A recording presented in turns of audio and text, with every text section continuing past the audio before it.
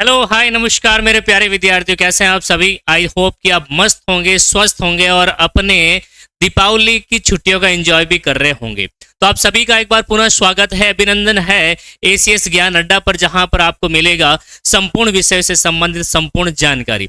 तो मेरे प्यारे साथियों, लास्ट क्लास में हमने काफी सारी चीजें डिस्कस करी थी। आई होप कि उनको आपने अच्छे से समझा होगा और साथ ही साथ नए कॉन्सेप्ट के बारे में जानने की उत्सुकता आपके अंदर जगी होगी। तो हम लोग इसी प्लान के साथ आए हैं कि आपको और कुछ नया टॉपिक आपको दें ताकि आपके एग्जाम के पॉइंट ऑफ व्यू से बहुत ही महत्वपूर्ण हो जाए। तो इस क्लास के अंदर हम लोग डिमांड कर्व के बारे में पढ़ेंगे, है ना। इससे पहले मैं आपको बता दूं सर, डिमांड क्या होती है, डिमांड को प्रभावित करने वाले कारकों के बारे में। तो आप भी अपने कमेंट सेक्शन के अंदर इस चीज को जरूर मेंशन कर दीजिएगा। तो मेरे प्यारे साथियों, हम लोग बात करेंगे कि सर डिमांड कर्व क्या होती है। जब बात होती है डिमांड कर्व की, तो उसमें दो चीजें हमें यूज में लेनी होती है। एक तो होती वस्तु की कीमत और दूसरी होती वस्तु की मांग मात्रा, जो कीमत से प्रभावित होती है। तो मेरे प्यारे साथियों, हम लोग बात कर रहे थे कि कहीं ना कहीं डिमांड जो होती है वो मार्केट में दी गई विभिन्न वस्तुओं पर उपभोक्ता क्या खरीदने के लिए तैयार है, उसके द्वारा जो मांग की जाती है उसको हम लोग क्या कहेंगे, कहीं ना कहीं डिमांड कहते हैं।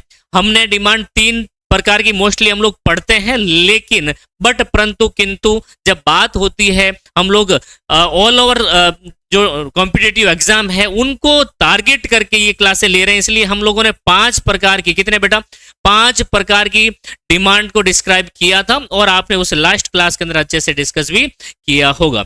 तो आज इस क्लास में हम लोग बात करने वाले हैं डिमांड कर्व के बारे में, मांग जो है वक्र के बारे में हम लोग बात करेंगे। तो आई थिंक आप अपनी पिछली क्लास को अच्छे से देख चुके होंगे और उसमें सारे कॉन्सेप्ट वो क्लियर हो चुके होंगे।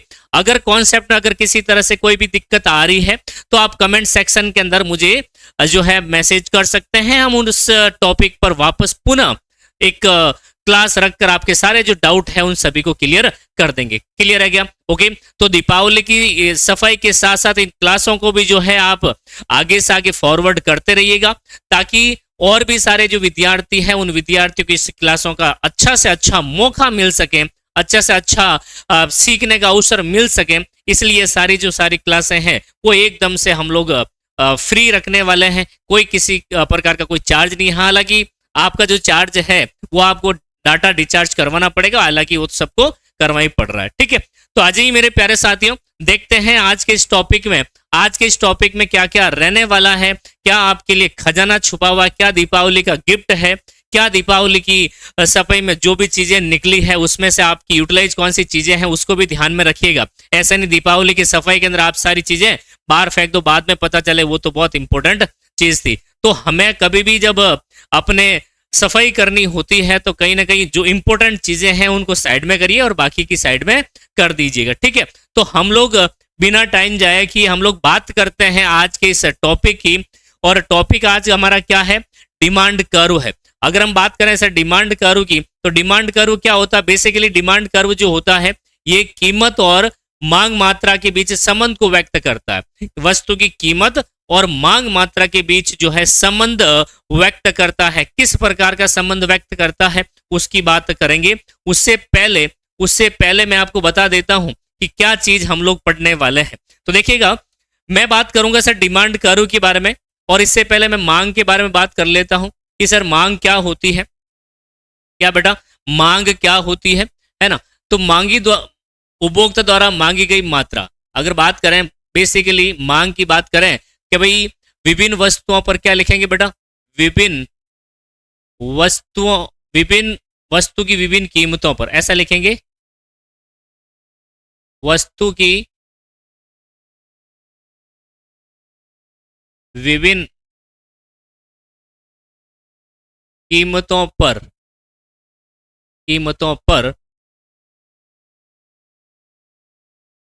उपभोक्ता द्वारा मांगी गई वस्तु की जो मात्रा है, वस्तु की मात्रा क्या कहलाती है, डिमांड कहलाती है। तो वस्तु की विभिन्न कीमतों पर उपभोक्ता द्वारा जो मांगी जाने वाली जो मात्रा होती है उसको हम लोग क्या कहेंगे बेटा, उसको हम लोग क्या कहते हैं, डिमांड कहते हैं। क्या कहते हैं बेटा? डिमांड। ये चीज आपको अच्छे से समझ में आ चुकी होगी, इसमें किसी तरह से कोई दिक्कत, कोई समस्या नहीं होने वाली है। तो मेरे प्यारे साथियों, मेरे प्यारे विद्यार्थियों, दीपावली आने वाली है तो आपका किस प्रकार का उसमें जो है आपका रहने वाली है दीपावली, आप मुझे कमेंट सेक्शन बताइएगा। क्या सर अच्छी रहेगी या अच्छी रहनी चाहिए? वैसे हालांकि दीपावली है, दीपों का उत्सव है, तो अच्छी रहनी चाहिए। तो आराम से हमें दीपावली को भी मनाना है और इस कॉन्सेप्ट को भी आराम से पूरा भी करना है। तो हमने बात करी थी कि बेसिकली डिमांड जो होती है, इसको कौन कौन से ऐसे तत्व होते हैं जो प्रभावित कर सकते हैं। तो मैंने आपको बताया था कि मांग को प्रभावित करने वाले तत्वों की बात कर रहे थे। किसको? मांग को प्रभावित करने वाले तत्व। मांग को प्रभावित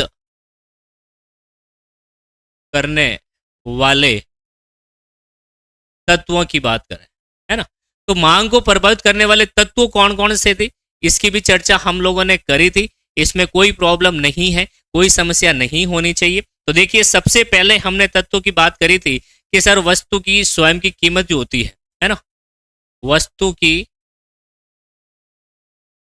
स्वयं की कीमत, की कीमत जो होती है वो कहीं ना कहीं क्या करती है बेटा? मांग को प्रभावित करती है। तो वस्तु की जो स्वयं की कीमत होती है वो कहीं ना कहीं क्या करेगी? मांग को प्रभावित करने वाली है। और अगर वस्तु की कीमत बढ़ती है, घटती है, तो इसका इंपैक्ट कहीं ना कहीं डिमांड जो है क्वांटिटी पर जरूर पड़ेगा। इसके बाद मैंने आपको बताया था कि कहीं ना कहीं प्रतिस्थापन जो वस्तुएं होती है, प्रतिस्थापन, प्रतिस्थापन वस्तुएं, या कह सकते हैं आप लोग पूरक वस्तुएं, या इसके साथ ही हम लोग वस्तु ऐड करेंगे पूरक वस्तुएं। और इनको संबंधित वस्तुएं कहते हैं। क्या कहते हैं बेटा लाडलो? इनको कहते हैं संबंधित, कौन सा धित? संबंधित वस्तु, संबंधित वस्तुएं। तो ये भी कहीं ना कहीं हमारी डिमांड को क्या करते हैं? इंपैक्ट करते हैं, कहीं ना कहीं प्रभावित करते हैं। फिर मैंने लिखा सर कि भाई उपभोक्ताओं की जो आय होती है ना, उपभोक्ता की अगर बात करूं मैं कि सर उपभोक्ता की, उपभोक्ता की आय, तो कहीं ना कहीं उपभोक्ता की जो आय होती है वो भी प्रभावित करेगी। इसके अलावा और क्या चीजें हो सकती है सर? इसके अलावा उपभोक्ता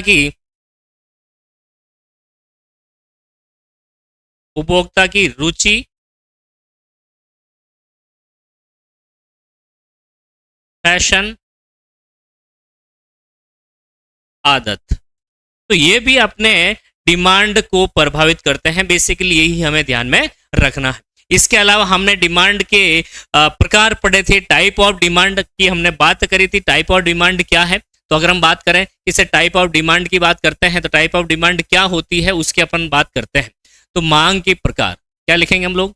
मांग के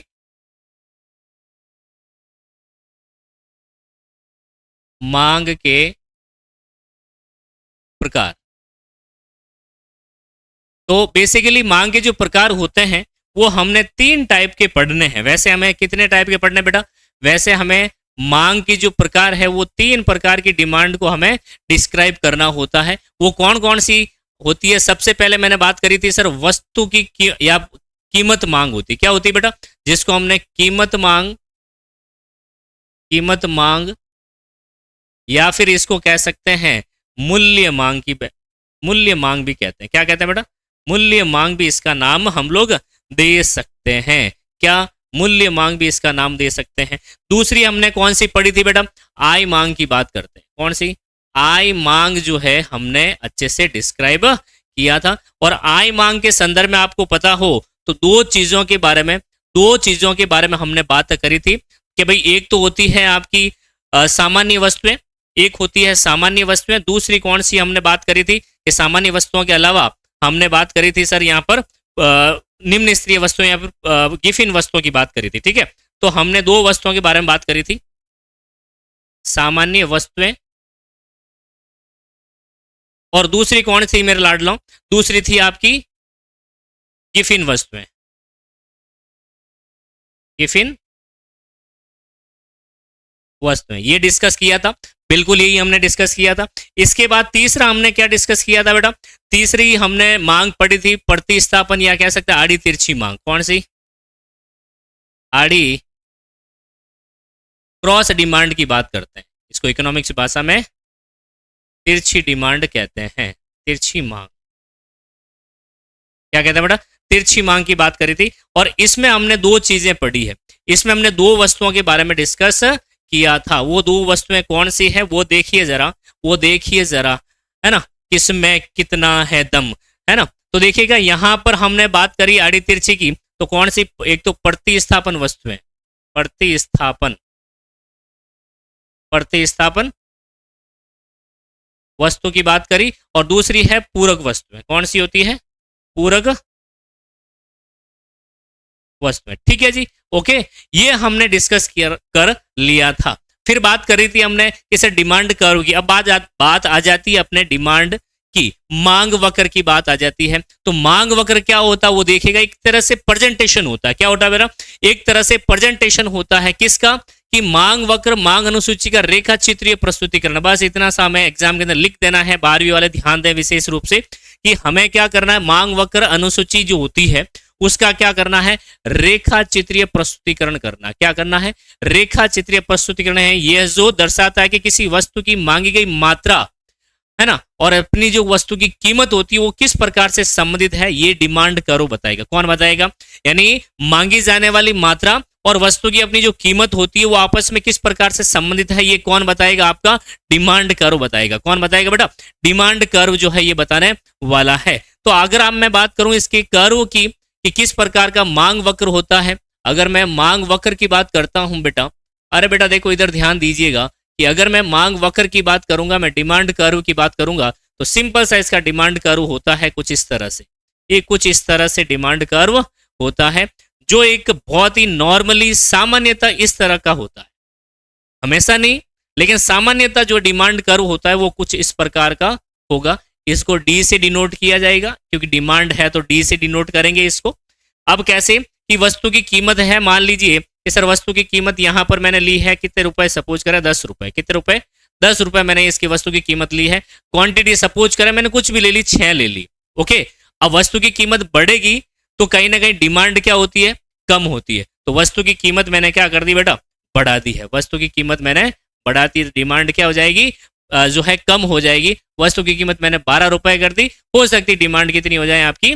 4 हो जाए। और दूसरी बात, अगर वस्तु की कीमत कम हो जाए, वस्तु की कीमत क्या हो जाए? कम हो जाए, तो क्या होगा बेटा? वस्तु की कीमत जैसे ही कम होगी लोगों की भीड़ पड़ेगी कि कहीं ना कहीं इस वस्तु को खरीद लिया जाए। तो यहां पर मैंने सपोज करें कितने रुपए कर दिया?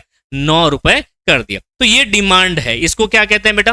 डिमांड। तो हमेशा ध्यान रखना जब भी मांग वक्र की बात होती है तो मांग वक्र किन के बीच संबंध को व्यक्त करता है? मांग वक्र किसके बीच संबंध को व्यक्त करता है बेटा? तो संबंध की बात जब भी आती है तो मांग वक्र संबंध की बात आ जाएगी। किसकी? अरे संबंध की बात आएगी। तो संबंध ये है, दो चीजों के बीच संबंध को व्यक्त करेगा। एक वस्तु की अपनी कीमत, क्या? वस्तु की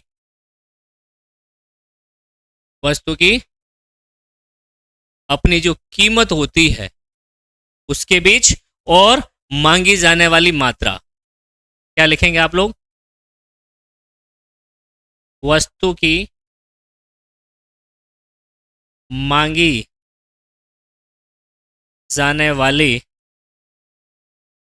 मात्रा, वस्तु की मांगी जाने वाली मात्रा है, वो कहीं ना कहीं क्या होगा? इनको प्रभावित करेगा। तो अगर आपसे पूछें बेटा कि संबंध की बात करें कि मांग वक्र किन के बीच संबंध को व्यक्त करता है, तो वस्तु की अपनी कीमत और मांगी जाने वाली जो मात्रा है इनके बीच क्या करता है बेटा?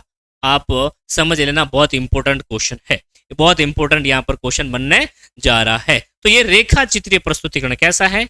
रेखा चित्रीय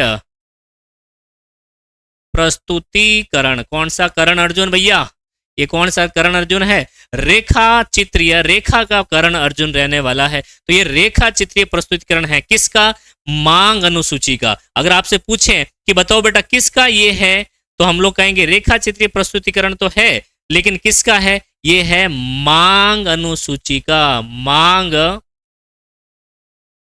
अनुसूची का। मांग अनुसूची क्या होती है, तो मैं थोड़ा सा आपको आइडिया दे देता हूं सर, मांग अनुसूची क्या होगी वो देखिए जरा। सपोज करें मैं यहां पर प्राइस लेता हूं, क्या लेता हूं बेटा? प्राइस लेता हूं, यानी कि कीमत की बात करेंगे।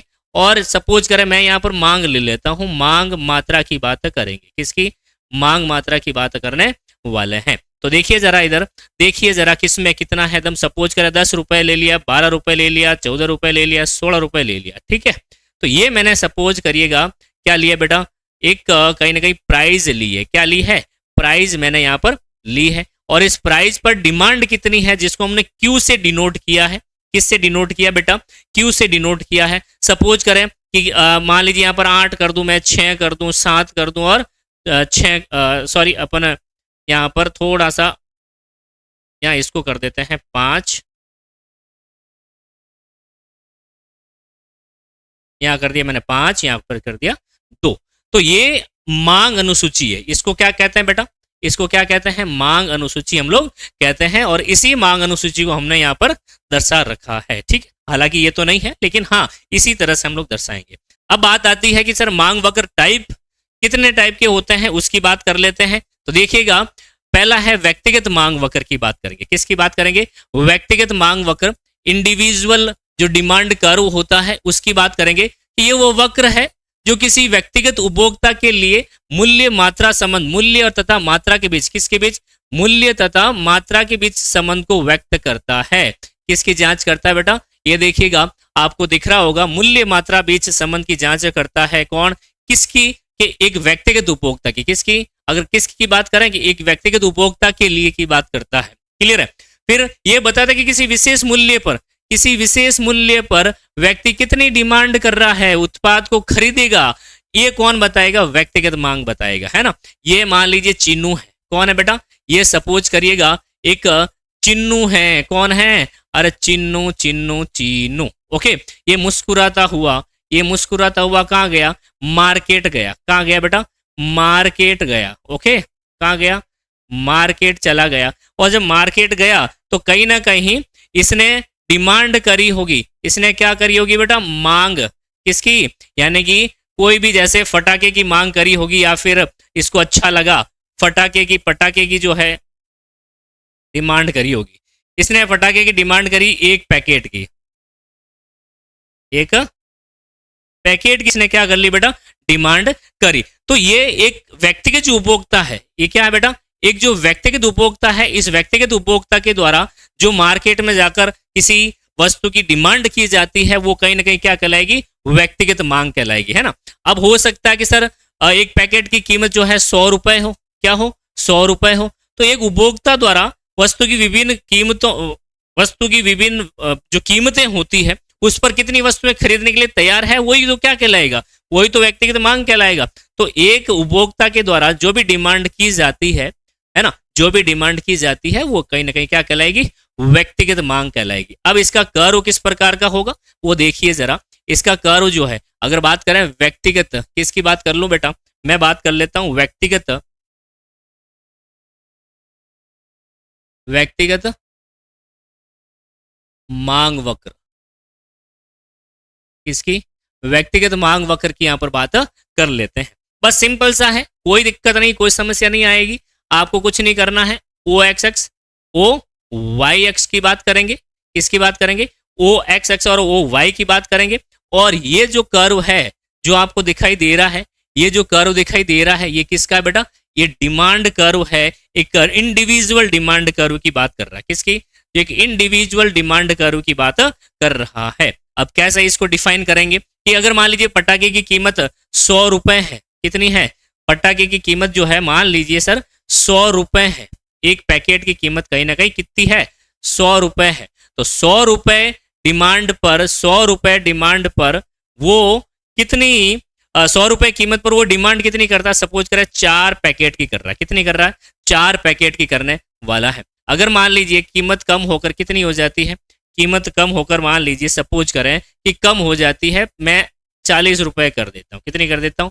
यहाँ 100 रुपए थी, यहाँ मैं 50 कर देता हूं, और यहाँ डिमांड मैं 6 कर लेता हूँ, हो सकता है उसकी डिमांड बढ़ जाए। ओके, और कीमत अगर बढ़ भी जाए, कीमत अगर क्या हो जाए बेटा, बढ़ भी जाए तो क्या होगा, कीमत 150 रुपए हो जाए तो डिमांड क्या कर देगा, वो 2 पैकेट की कर लेगा। सिंपल सी बात है, वो कितने पैकेट कर लेगा, 2 पैकेट की वो डिमांड करेगा। कितने रुपए पर, कितने रुपए पर, 100 रुपए पर। तो इधर तो क्या लिखा जाएगा बेटा, इधर क्या लिखा जाएगा, इधर लिखा जाएगा कीमत। क्या लिखा जाएगा, कीमत की बात करेंगे। यहां मांगी जाने वाली मात्रा, मांगी जाने वाली मात्रा की बात करेंगे। क्लियर है क्या? ओके, बात समझ में आ गई आपको? तो ये क्या कहलाता है, डिमांड कर्व कहलाता है। ये क्या कहलाता है बेटा, डिमांड कर्व। किसका, ये व्यक्तिगत मांग वक्र है। किसका वक्र है बेटा, व्यक्तिगत मांग वक्र होने वाला है। क्लियर है क्या? आगे बढ़ सकते हैं। ओके, तो अच्छे से आप इस चीज को समझिएगा, अच्छे से इसको जो है आप अपने दैनिक जीवन से जोड़िएगा ताकि ये चीजें आपको समझ में आ जाए। चलिए आगे बढ़ते हैं नेक्स्ट पॉइंट की तरफ। अब बात करेंगे बाजार मांग वक्र की बात करेंगे। बाजार मांग वक्र का मतलब ये हो गया कि मांग वक्र एक व्यक्तिगत उपभोक्ता की मांग को दर्शाता है, इसलिए इसे व्यक्तिगत मांग वक्र कहा जाता है। लेकिन वे पूरे बाजार को ध्यान में नहीं रखते हैं। यहीं पर बाजार की मांग वक्र की भूमिका आती है। तो बाजार की मांग वक्र की भूमिका कब आएगी, कि जब बात होती है हमारे सभी उपभोक्ताओं को द्वारा, यानी कि कह सकते हैं क्वेश्चन अगर हम बात करें क्या लिख सकते हैं कि बाजार के सभी उपभोक्ताओं द्वारा वस्तु की वस्तु की विभिन्न कीमतों पर मांगी जाने वाली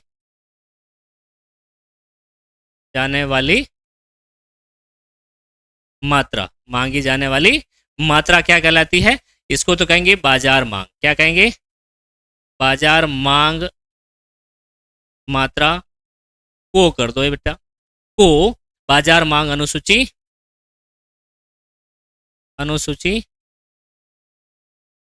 कहा जाता है। क्या कहा जाएगा, पहली बात तो बाजार मांग अनुसूची कहा जाएगा। और बाजार मांग अनुसूची का रेखा चित्रीय प्रस्तुतिकरण, अगर हम बात करें कि भाई बाजार मांग अनुसूची जो होती है, क्या होती है, बाजार मांग अनुसूची का बाजार मांग अनुसूची का रेखा, कौन सी रेखा भैया, रेखा चित्रीय प्रस्तुतिकरण। रेखा चित्रीय प्रस्तुतिकरण क्या कहलाएगा, क्या कहलाएगा बेटा, ये कहलाएगा बाजार मांग वक्र। क्या कहलाएगा, बाजार मांग वक्र कहलाएगा। बात समझ में आ गई? सिंपल सी लैंग्वेज मैंने लिखा है कि बाजार के सभी उपभोक्ताओं द्वारा वस्तु की विभिन्न कीमतों पर मांगी जाने वाली मात्रा को बाजार मांग कहा जाता है। और लेकिन मांग वक्र की बात होते हैं तो बाजार मांग अनुसूची जो भी बनेगी उसका क्या होगा, रेखा चित्रीय प्रस्तुतिकरण होगा। उसी को हम लोग क्या कहते हैं, बाजार मांग वक्र कहते हैं। यहाँ व्यक्तिगत मांग वक्र है तो व्यक्तिगत उपभोक्ता के लिए मूल्य मात्रा की संबंध की जांच करता हुआ बताता है कि किसी विशेष मूल्य पर उपभोक्ता किसी वस्तु की कितनी मात्रा खरीद सकता है, उसका रेखा चित्रीय प्रस्तुतिकरण क्या है, रेखा चित्रीय प्रस्तुतिकरण है। तो उसे हम लोग व्यक्तिगत मांग वक्र कहते हैं। ठीक है, आगे चलते हैं। तो हमारा पॉइंट ये था कि सर बाजार मांग वक्र का कर्व किस प्रकार का होगा। तो बाजार मांग वक्र की बात करते हैं। किसकी बात करते हैं, बाजार मांग वक्र। तो बाजार मांग वक्र की क्या डेफिनेशन थी वो तो मैंने आपको बता दी है। अब इसकी बात करते हैं कि किस प्रकार से ये हमें प्रेजेंट करना है, हमें किस तरह से इसका प्रेजेंटेशन करना है, उसकी बात कर लेते हैं। सपोज करिएगा ये है राम और ये है श्याम और ये है अपना रमेश। कौन है? रमेश। इनके सामने कुछ प्राइस दे रखी है, इनके सामने कुछ प्राइस की लिस्ट दे रखी है। ओके, यहां पर सपोज करें प्राइस दे रखी 100 रुपए, यहां पर 120 रुपए, यहां पर 110 रुपए। अब इन विभिन्न कीमतों पर वो किस प्रकार से डिमांड करेगा? वो जो विभिन्न कीमतें हैं वो किस प्रकार से डिमांड करेंगे, जिसको हम लोग क्वांटिटी से डिफाइन करेंगे, मांग मात्रा से डिफाइन करेंगे। मांग मात्रा से क्या करने वाले हैं? डिफाइन करने वाले हैं। तो इसके द्वारा मांगी जाने वाली मात्रा क्या हो सकती है? शायद हो सकती है सर 10 यूनिट हो। कितनी यूनिट हो बेटा? 10 यूनिट हो सकती है 120 रुपए पर डिमांड जो है वो कितनी करें? ये उपभोक्ता बी के द्वारा, या उपभोक्ता कुछ भी है, ये राम है। कौन है बेटा? ये राम है, ये श्याम है, ओके, और ये बबलू है। कौन है? या चिंटू है। कौन है? चिंटू होने वाला है। ओके, तो चिंटू के द्वारा, श्याम के द्वारा डिमांड की जा रही है सपोज करें 12 यूनिट। ओके, या फिर इसका जो है कीमत अगर 110 रुपए हो तो चिंटू के द्वारा डिमांड की जा रही है हो गई सपोज करें सर 15 यूनिट। या ऐसे भी कर सकते हैं, कई जगह आपको सब जगह 100 रुपए मिलेंगे। कितने कितने रुपए मिलेंगे बेटा? 100 रुपए मिलने वाला है कि इसी 100 रुपए कीमत पर, इसी 100 रुपए कीमत पर एक विभिन्न उपभोक्ता किस प्रकार से डिमांड करता है।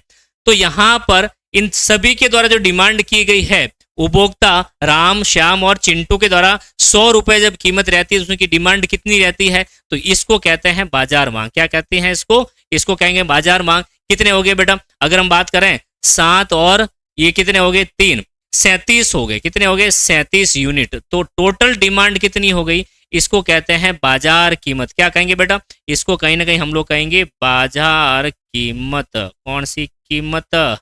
बाजार कीमत, यहां पर इसको कहते हैं। अब इसको क्या करना है हमें? हमें यहां पर क्या करना है? इसको डिफाइन करना है। कहीं ना कहीं हमें इसको कहां पर रेखा चित्रीय प्रस्तुतिकरण करना। क्या करना? रेखा चित्रीय प्रस्तुतिकरण हम लोगों को कर देना है। क्लियर है क्या? ओके, तो इसका रेखा चित्रीय प्रस्तुतिकरण क्या होगा कि इन सभी के जो व्यक्तिगत मांग वक्र होते हैं, क्या होते हैं? इन सभी के व्यक्तिगत मांग वक्रों को जोड़ देना है। कुछ नहीं करना है। क्या करना है? इन व्यक्तिगत मांग वक्रों को जोड़ देना है। तो क्या आ जाएगा? इनका डिमांड करो क्या होगा? देखिएगा, अगर हम बात करें कि सर ए का डिमांड करो क्या होगा, या राम का डिमांड करो क्या होगा, सपोज करिए ये इसका डिमांड करो है कुछ इस प्रकार से। क्लियर है? ये इसका डिमांड करो है। वस्तु की कीमत कितनी है? 100 रुपए। ओके, और यूनिट कितनी खरीद रहा है? 10 रुपए खरीद रहा। ये इसका डिमांड करो। ये क्या है? इसका डिमांड करो है। ओके, चलिए, ये तो हो गया किसका बेटा? ये किसका हो गया है? ये हो गया राम जी का। किसका हो गया? राम जी का। ओके, चलिए, फिर मैं बात करता हूं श्याम जी का क्या डिमांड करो होगा। मैं बात कर लेता हूं बेटा श्याम जी का क्या डिमांड करो होगा। देखिए, ध्यान रखिए इधर। तो ये है श्याम जी का 100 रुपए कीमत है, लेकिन डिमांड इन्होंने कितने की कर दी है? 12 यूनिट की कर दी है। ये इनका डिमांड करो है। ये इनका क्या हो गया? डिमांड करो। उसके बाद चिंटू ने क्या डिमांड करी? देखिएगा, चिंटू की डिमांड करो किस प्रकार से होगा। ये चिंटू का डिमांड करो है। इसको हमने क्या करा है? वाई। ये चिंटू का डिमांड करो है। ओके, वाई लिख दिया, यहां पर एक्स लिख दिया। ये चिंटू का डिमांड करो कितने रुपए हैं? देखो 100 रुपए की कीमत है, लेकिन इनके द्वारा डिमांड कितनी की जा रही है? 15 यूनिट की जा रही है। कितने यूनिट की जा रही है? 15 यूनिट की जा रही है। अब क्या करना है? इन सबको जोड़ना है। इन सबको क्या करना है? प्लस कर देना है कि भाई डिमांड इनकी कितनी हो गई। ये तो हो गई व्यक्तिगत डिमांड, लेकिन जब बात होती है बाजार डिमांड की, बाजार डिमांड कर्व की बात होगी, तो इसका किस प्रकार से बाजार मांग वक्र होगा? देखिए, ध्यान दीजिएगा इधर। ओके, ये इनका कर्व कुछ इस प्रकार से होगा। कीमत वही रहेगी 100 रुपए।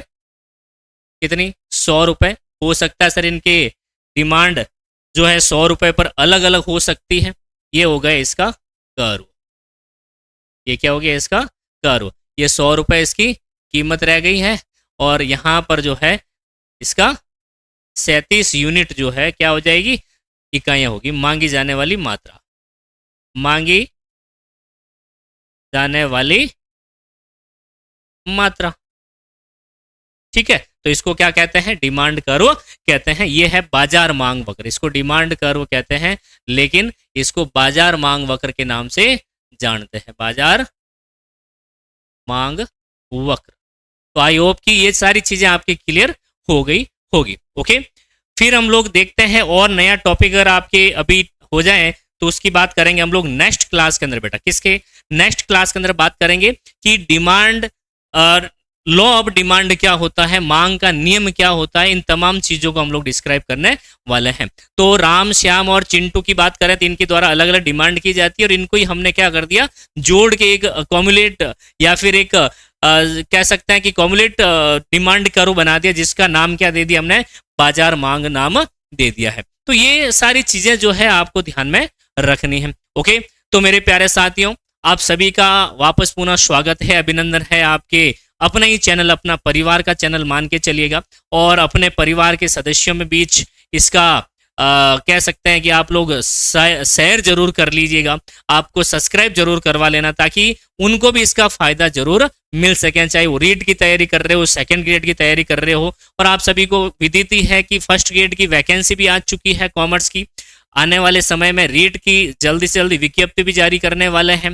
फिर रीट में जो है उसके बाद हम लोग थर्ड ग्रेड की और सेकंड ग्रेड की और सब साथ में कोचिंग लेके भी चलेंगे। सीयूटी के एग्जाम भी आपको मार्च अप्रैल में देखने को मिल जाएंगे और 12वीं के एग्जाम जो है आपको पता ही होगा आपके फरवरी के एंड में या फिर मार्च के फर्स्ट वीक में, सेकेंड वीक में आपको देखने को मिलने वाले हैं। तो आप सभी को पुनः हार्दिक शुभकामनाएं दीपावली के, आपके और आपके पूरे परिवार वालों को।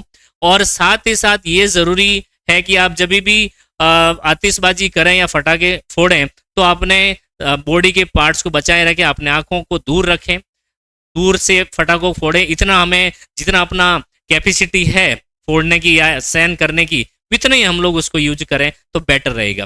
तो आप सभी का पुनः स्वागत होगा। नमस्ते, थैंक यू सो मच।